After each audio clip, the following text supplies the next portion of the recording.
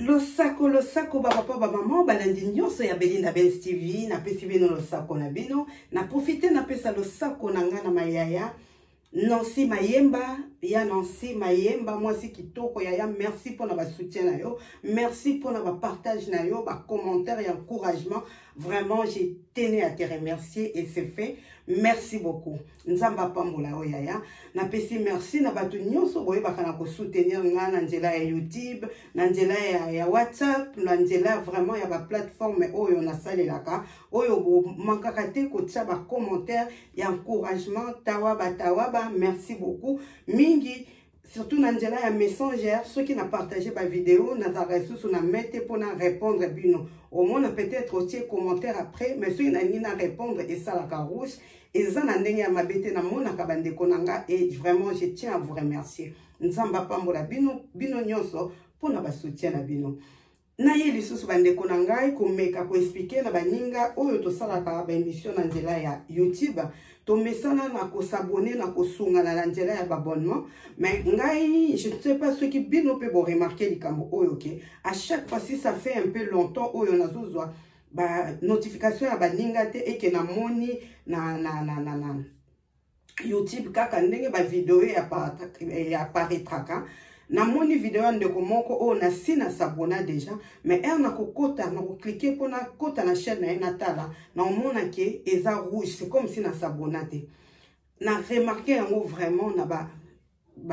chaîne ya baninga ebele oyo ngambo ko naza consciente na yebi ke non na chaîne o na sina s'abonner mais à chaque fois et ça la rouge omona na koti pour na tala émission ou bien na ta l'émission na meka ko tia commentaire na okuta ngo eza rouge tellement ezo salema mingi c'est vrai nazo zonga ko s'abonner mais na remarqué vraiment ezo salema mingi alors na éviter ce qui est erreur na niveau ya chaîne nanga ezalaka nango bongo bino pe bande ko bo remarquer eza peut-être na niveau ya YouTube bango moko vraiment na éviter ba notification ezo comme na mingi bande côté ba websanga ke bazozwa bisu ba notification te yango peut-être ça la rappelle que ba vidéo etalema moins ba to baza ko s'abonner mais tellement que bazozwa ba notification te moyen ba mona ba vidéo ezate donc ceux qui va penser na ko kota na chaîne te et ça la que non ba vidéo moyen etalema ezate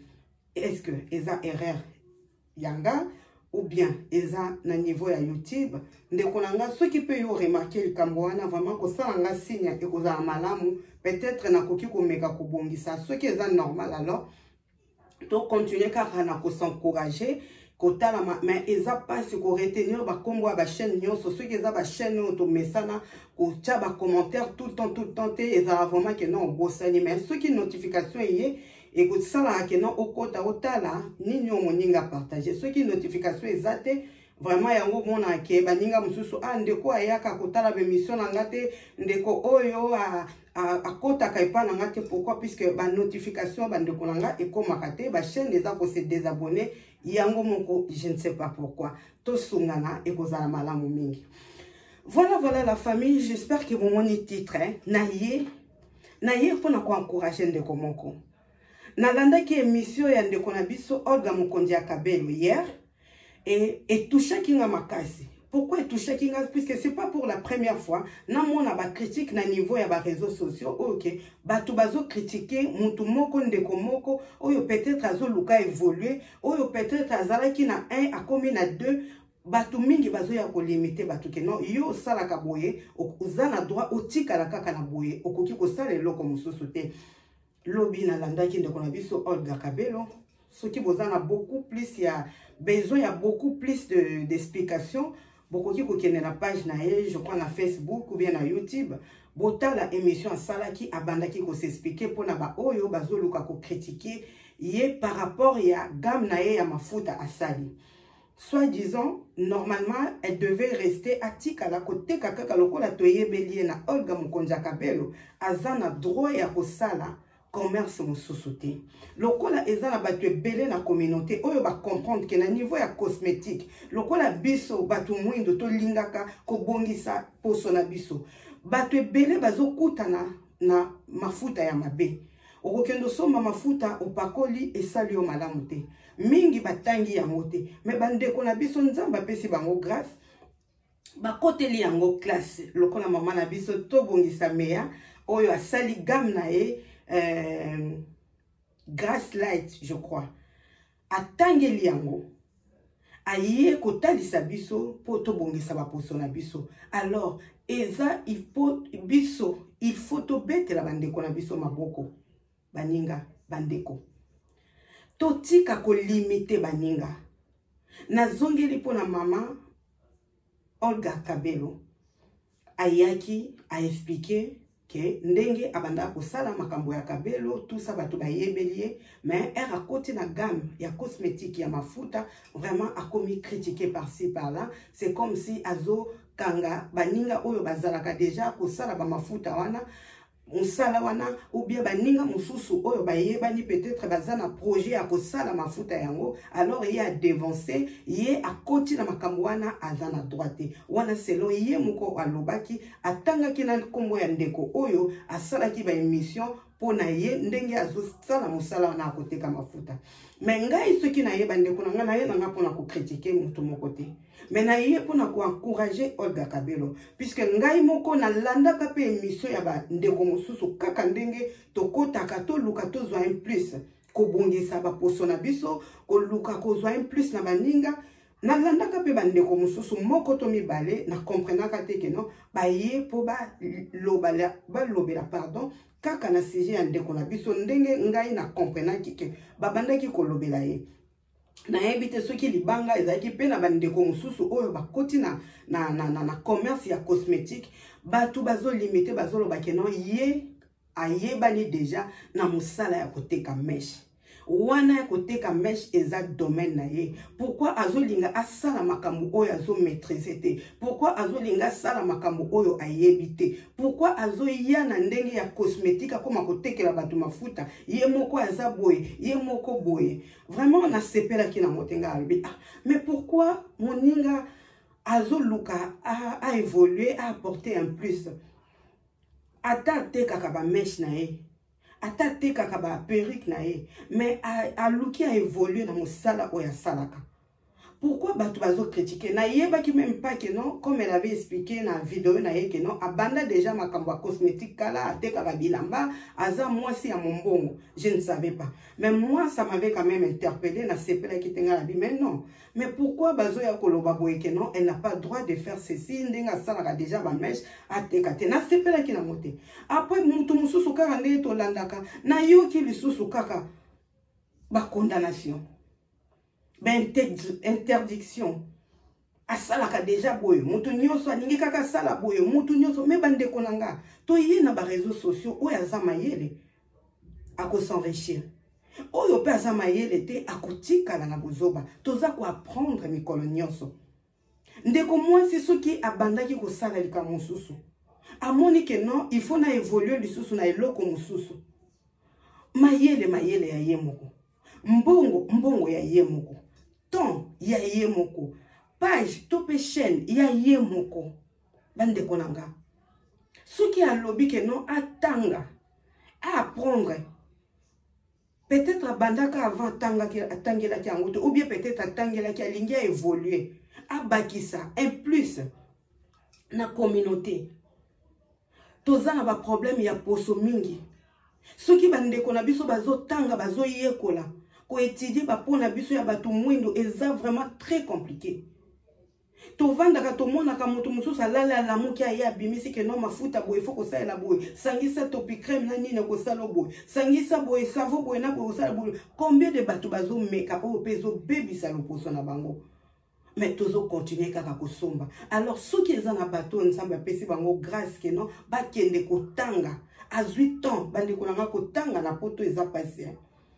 kotanga na poto eza facilité na ba âge o to komi na ngobo mutu azongela lisusu classe to komi ba maman peut-être ma misusu pe lokola biso boye to komi ba koko mais olobi naza na besoin na évoluer na besoin na sala likamoko fona kota classe na tanga na yekola pour na apporter un plus na communauté ngai moko pe na s'en sortir pour ba apporter kaka un plus à offelete ce qu'il faut au lier la yango vraiment ezali kanisa malamu pourquoi pas puisque na motoki na biso nde tokolia ndeko mwasi ndenge a expliquer akei ko yekola futi bambongo na ye ayekola eloko moko apporter na communauté esunga loposo ya ndeko moko. Mais pourquoi boza ko interdire? Pourquoi ekomi ko sala ba propagande ba émission ya mabe pona ko décourager bato? Ngai moko bandeko na ngai, je ne suis pas là pona ko sala ba polémique puisque naza muta polémique te. Mais na yoka na yoki lisusu lobby aye koloba esala kinga bien te. Na lobby mais on est là pour apprendre. Excusez-moi. On est là pour apprendre. On est là pour apporter un plus. On est là pour évoluer. Pandekolanga. Souki moninga azui mayele ayena likanisi ya ko présenter eloko commerce eloko yazo sala. Pourquoi pas toi encourager? Pourquoi toi ya ko décourager ko limiter mutu ke non? Mutu azui courage azui caméra na ye po ya ko loba ke non ndeko wana eloko azo sala wana bolanda te bosomba te po azana droit ko sala ngote ye ayebani na makambo ya ba meche ya kabelo. Ah, pourquoi aye ko kota lisusu na domaine mosusu? Ndeko nanga, tu es qui pour na ko limiter moninga na yo? Pourquoi wana ekomi ki motema mabe ekomi ki jalousie? Yango tozomona bato ebele bazolobaka ke non na ba réseaux sociaux qui sezate na ba réseaux sociaux qui motema mabe bazoloba me bazobosana ke mingi bakomi kokende nango na bonganga na bakisi po kaka ba étouffer baninga moninga sali eloko malamu a dépenser mbongo na ye atie mbongo na ye en jeu a dépenser te puisque nzamba ko sala grâce que a azwa quand même bénéfice na oyo a dépenser atie mbongo na ye en jeu a apprendre aye ko leloko moko po esunga ndeko moko aza na problème ya poso tolobi te que peut-être ça peut aller à tout le monde mais ndenge kaka ezalaka na ba cosmétique o mindele basalaka na oyo bato na biso bandeko na biso bazoyekola des fois ça marche des fois ça marche pas mais na ba oyo esali ke e marché eza malamu ndeko pe oyo mususu akomeka soki e marché te ye moko akoluka tika akende peut-être pas ya moto mususu peut-être mélange solution ya ndeko wana mususu ekosimba c'est comme ça.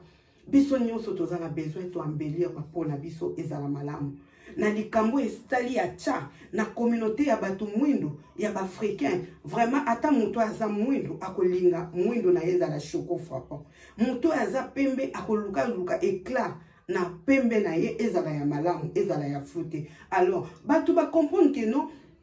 commerce ya cosmétique vraiment ezofuta. C'est vrai ça na bateau ba osaila ngo na ndenge mabe ko kosa bateau ko escroquer bateau ko tira bateau ba acide ba biloko ya bien te pour détruire bateau poso. Mais moninga soki aki atangeli yango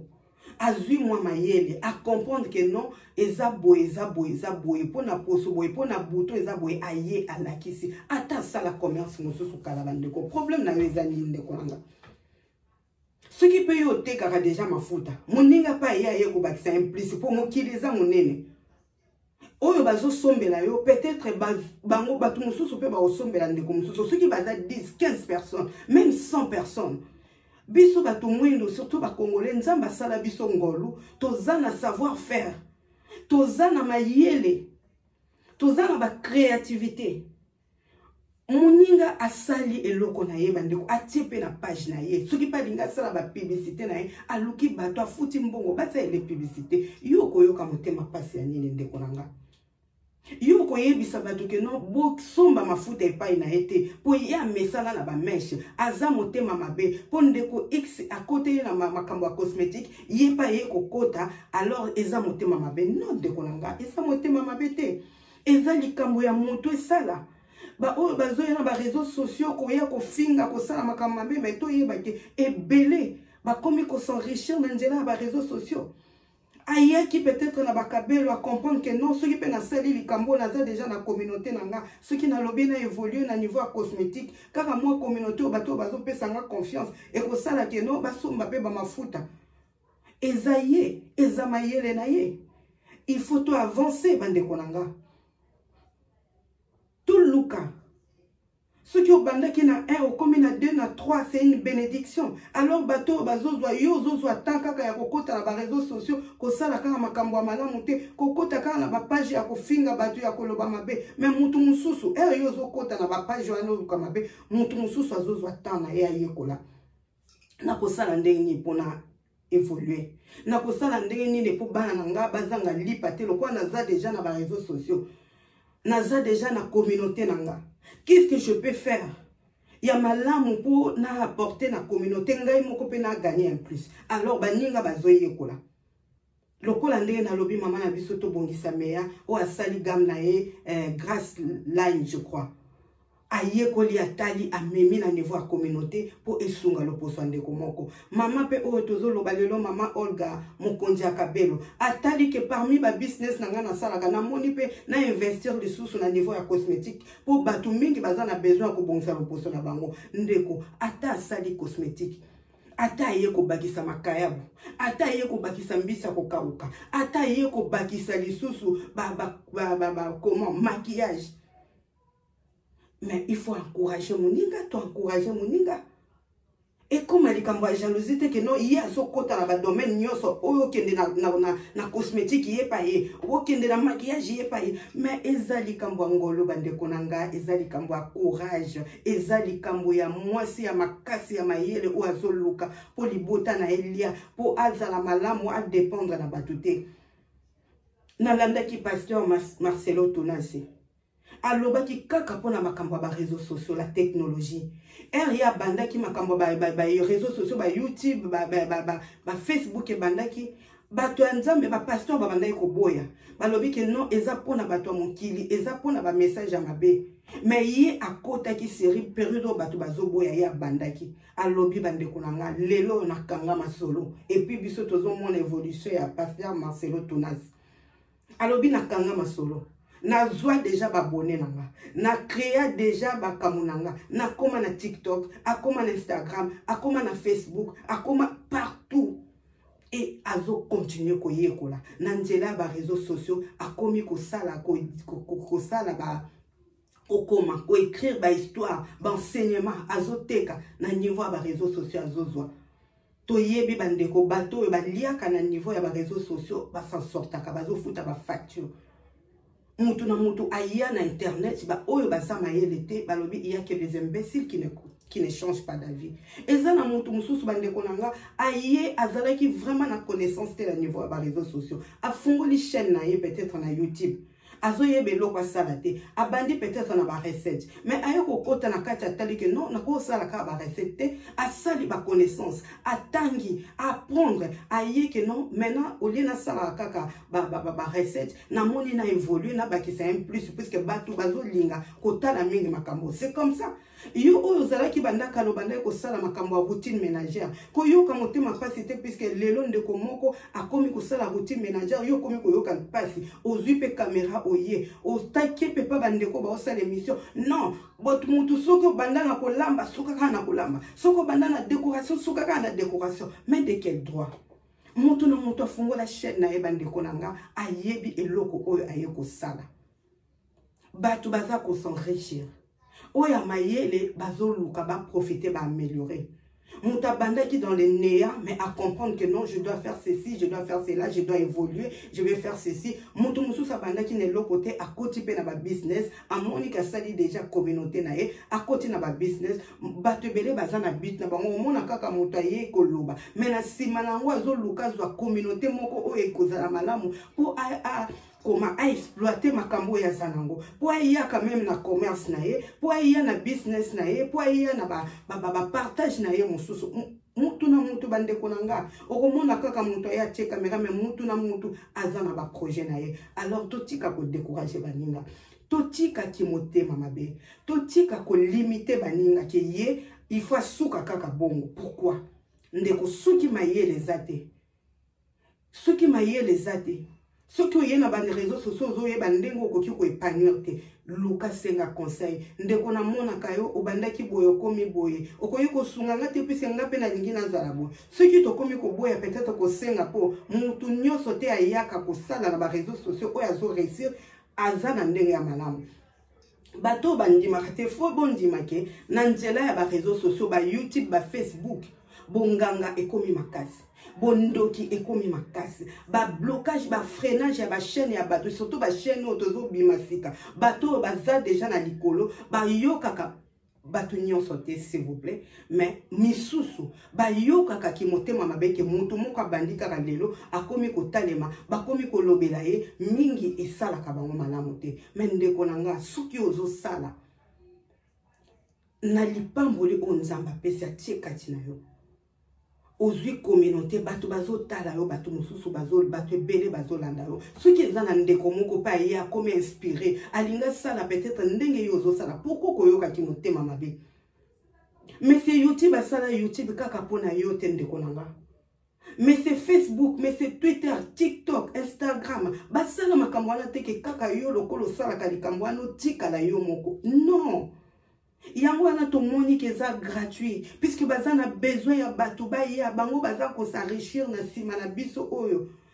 mutu mosusu mpe ke no ayebi makambo nini akoki kosala mpo ye mpe aprogresse malembe mais pour limiter bato te ke yo banda ye kosala barecette okomi lisusu kosala boye c'est pas bien faut tika non mutu mosusu ayaki a comprendre ke no makambo nazosala communauté naza nango bazo kosinteresse nango te bazo kosinteresse mingi soki nasali neti na masolo ou bien nasali routine ménagère alors akose base nango okomona mutu abandaki na boye malembe azo changer pourquoi aza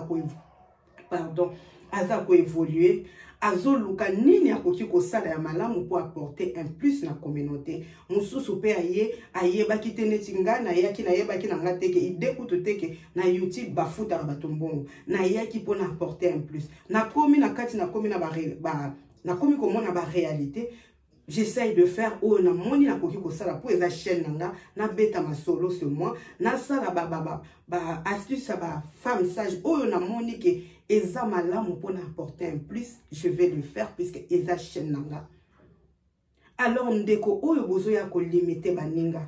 vraiment il faut kotika soko moni moninga zo sala likambo eza malamu encourager betela ye maboko ata yo salaka déjà likambo yango mais soki omoni moninga ya pesi makambo pesami kozala ki motema mabete koyoka bete okoma kosala be mission nazolo banande ko mobali peut-être oyo asala ki émission oyo ndeko na biso Olga Kabelo alobeli non mais bato oyo nga na yoka ngai moko concernant ndeko mwasi oyo tozo loba lelo ngai moko na yoka na comprendre ke bazo loba na ye esala ki nga malamu te yango wana ndeko sokoza na besoin ya kosala likambo moko moni ke ozokoka te tuna moninga nga pe na linga na sala boye ndenge ni na koyo kosala soki osalaka déjà oyo osalaka bato batalaka eke moninga pe aye ko bakisa un plus na communauté koyoka motema mabete ndeko na nga kumisa nzambe puisque mutu na mutu azana ngolu na ye mutu na mutu azana étoile na ye bandeko na nga yo peut-être banda liboso ozana niveau oyo oza mais o comprendre te mutu mususu aye na sima na yo aye asali pe ya minene koleka mingi pe bazalaka na bango na besoin ya komonana na miso ya bato te mpona kolakisa makambo na bango mais lokola bavente en ligne ekomi komarche makasi alors mutu nyonso akomi sikoyo inspiré asala eloko moko commerce moko na nzela ya chaîne na ye na nzela ya page na ye asala eloko moko ye mpe agagner un plus alors soki esimbi Dieu merci. Ce qui est simbité, mutuana ye moko mutu akomona keno anamoni makambo na osala en tout cas simbité natika na changer mususu. Ce qui pas changer mususu, c'est à lui ou à elle de voir. Bande konanga, c'est pas à bisoto yaka ko décourager baninga, ko kimisela baninga ba clientèle, ko loba ke no yende nga zawana bloko la banda ko sala boya suka kaka na boye. Okoyi ko sala eloko mususu te poso ko sali neti muninga mususu azalaka déjà na idée ko sala ngo neti baninga mususu basalaka okomi copieuse, okomi jalouse. Mais non. Totika, yango mama Olga Kabelo ndeko nanga, je suis là pour t'encourager. Koyebisa o ke ndeko kolembate. Kolembate. Bango peut-être bazui courage ya koloba na monoko boye po ba sepelité baza libre ya koloba ndenge ba koloba mais yo zwa courage continuer na misala na continuer na kozala inspirer soki olingi oteka lisusu makayabu yaka na makayabu na page na olakisa olingi oteka soki pe nini leka na page na olakisa mais eza neloko moko il faut que prier pourquoi puisque bataki koma na ba réseaux sociaux. Yo ko vando kanisi bato ba oloba no na moi boy mais bazokota tina nzela ya butu pokaka na ko menacer ba étoile ya bato ko étouffer ba étoile ya bato ko étouffer misala ya bato balingi te ke batu mususu ba ya bango pe ba évoluer ba o batikala batingama alobi ke non ngande naza a mutu akoyi koleka nga te mutu akoyi kosala oyo nga na osala tata mutu aya sala oyo nga na sala akoganye te akozala kaka na se batu bakotala ete batu ya misala wana baza ebele bakomi ebele avant ya kosala émission na ye baninga bazozwa temps ya prier mais ye akoprier te azwi lokasa atie na se ya lolemo ata ye kofinga ata ye koloba soki pe nini okomona batu batondi tozala complexité bandeko nanga okomona batu batondi yo ozokanisaki eza normal non eza na bato eza normal mais eza na mingi oyo eza na ndenge ya normal te ozokanisa kaka oye bando okotaki ovandi ozoyoka kaka mafinga okangami oui puisque batie ere yo kokota ozala lisusu na temps kolongwa te donc otikali wana oyoka ndenge bato bazofinga bazoswanana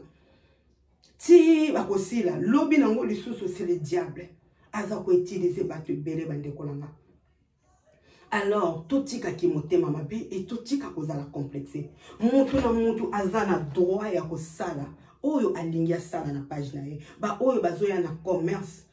botika bango basala ba commerce ba évoluer puisque vente en ligne nde makambo yango nde mutu ezosala ba oyo pe ba ye na nzela soki ya nini mutu na mutu aza inspiré lobi na sala ki émission o lelo na moni na sala oyo etali kaka ye moko soki 10 personnes bakotala ye za kaka ye soki 1000 personnes 20 000 personnes bakotala eza kaka ye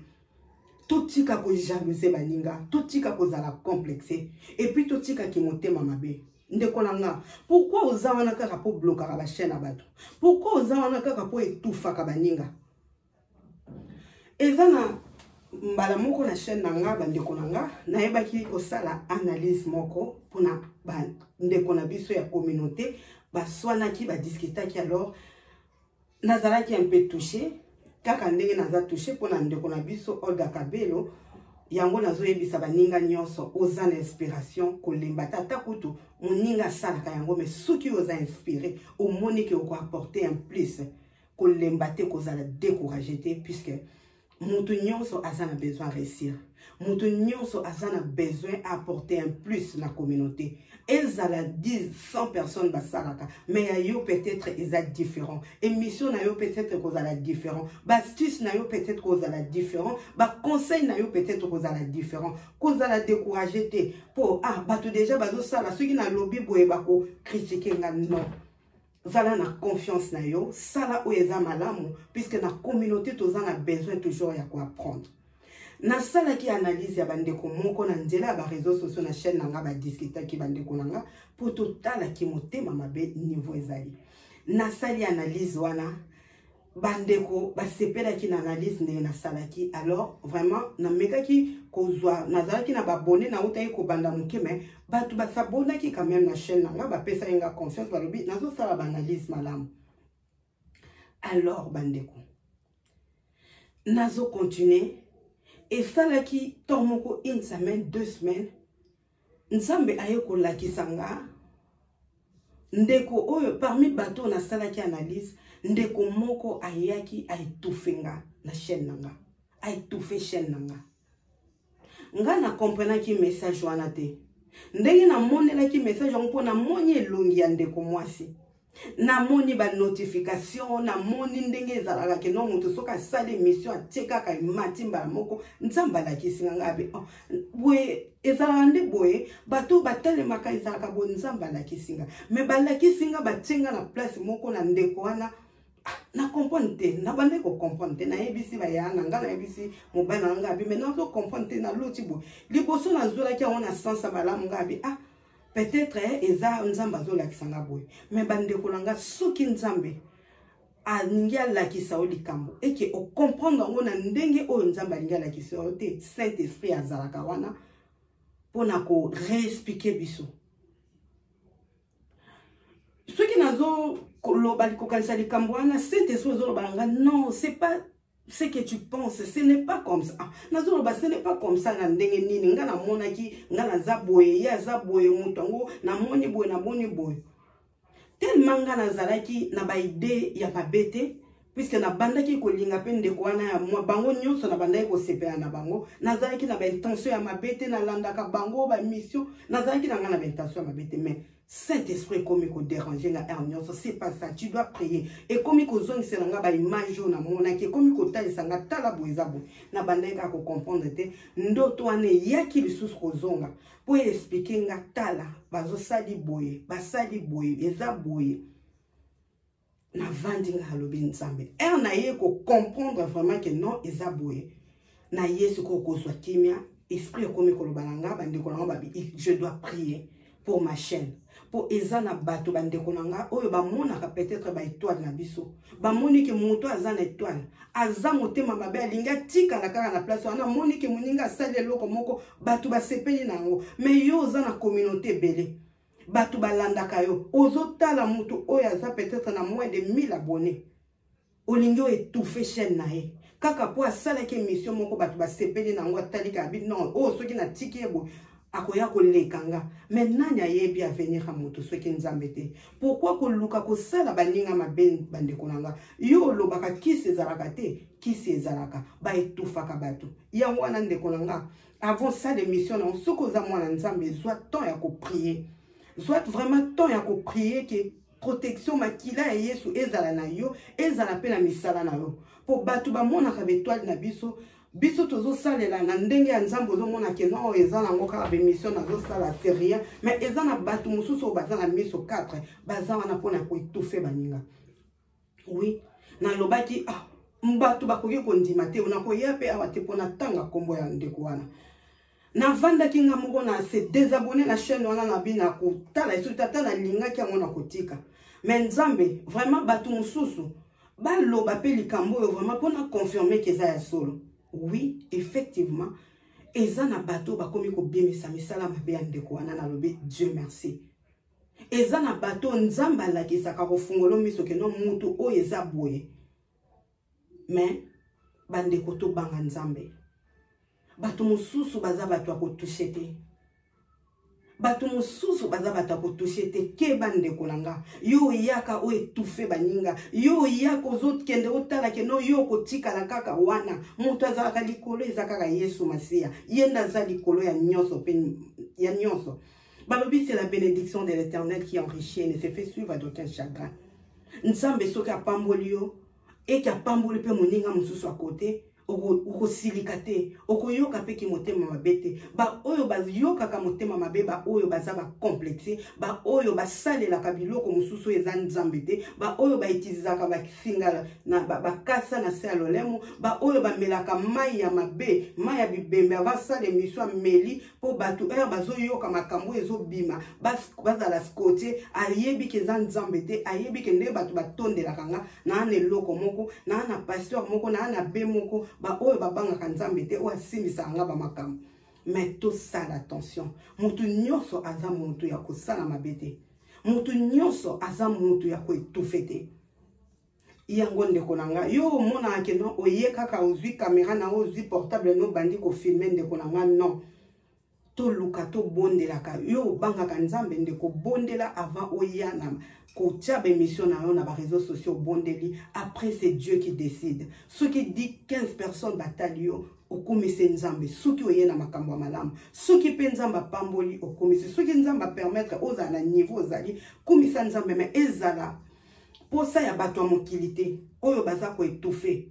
ndeko bongwana na ndenge ya solo tika ko étouffer baninga tika ko kanga baninga po ya nzambe atokangi un jour eko exploser yo salela kamabe soko zo continuer un jour batu ba okamwa kaka ye oyo azalaki boya komi boy oui to tika ki motema mabe to tika hypocrisie mais to banga nzambe ndeko Olga Kabelo continue vraiment na mosala nozo sala soki oza inspiré pardon continuer na kosala ya malamu na ko apporter na communauté puisque batu bazana besoin ba poso na bango ebonga soki boza 10 15 20 ba mosusu pe ba bandinga pe peut-être na koyo ko sala ndeko mosusu peut-être akoyo ko sala oya malamu. On ne sait jamais dans la vie oya venir réseau bongise la biso. Mais tout ça là ya malamu. Et belé ba ye na ba réseaux sociaux ba bandaki na makambo ya se ya pamba pamba. Lelo ba comprendre ba évoluer ndenge na pesi di solo ya pasteur Marcelo Tonasi a pesi témoignage mingi baza ko s'enrichir au mona mingi abandaki ne na ba maquillage abandaki ne na ko kanga suki a comprendre que non communauté nanga elingi na sala ba vidéo ya bon a changer na ya komi ko sala makamususu a komi pe ko se retrouver yango ndeko nanga soko moni ndeko moko abandaki na atiki a komi na te azo luka kaka place nini oyo communauté na yeba ko sepela a continuer siko ko continuer ko sala ba émission to critiquer te que non lelo asala ki boy lobi sous sa commune na boy yo tikala ka na wana yo tikala ka na nan qui es-tu pour limiter baninga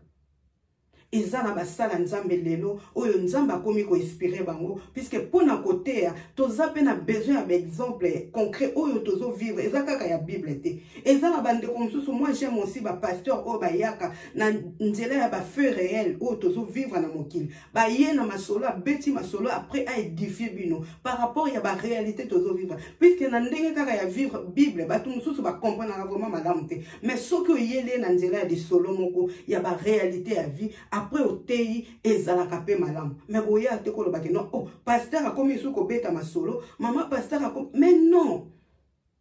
ezanjela oya zoluka sala ke ndeko moko comprendre malamu pour nanjela kaka ya Matthieu Paul Jean peut-être mutu mususu a comprendre mais soko yele na njela ba réalité tozo vivre moninga moko expérience ezalaki boye ndeko moko sala ki boye alors sikoyo tala suka nango ezalaki boye ndeko bible lobi boye na parole de Dieu ba lobi boye zala boye sala boye c'est ça